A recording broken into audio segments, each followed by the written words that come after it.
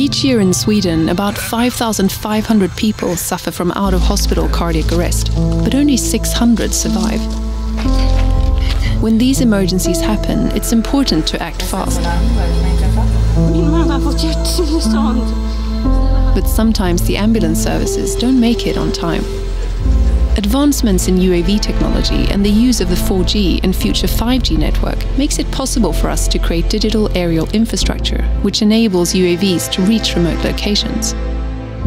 This infrastructure allows an entire network of UAVs and emergency services to be connected, controlled and corrected dynamically by both the control center and the authorities.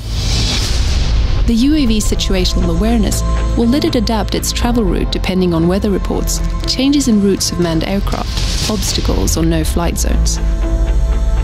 As of today, rules and regulations haven't caught up with the advancements of UAVs as life-saving methods, leaving many people without the help they need.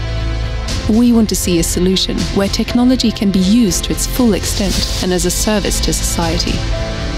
This network will create information gathering and logistical solutions for everything from security, agriculture to healthcare.